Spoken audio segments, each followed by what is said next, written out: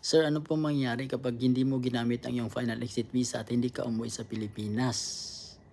Isa po itong napakagandang katanungan. Ma'am, ang mangyayari po niyan ay magiging illegal alien na po tayo. Ibig sabihin ay wala na po tayong karapatan na manatili doon sa bansa nating kinaroroonan sapagkat paso na po yung ating mga visa, tourist visa man or work visa. So kapag binigyan ka na ng final exit visa, ay dapat mo itong gamitin within the specified period of time upang tayo ay hindi magiging illegal doon sa bansa nating kinaroroonan.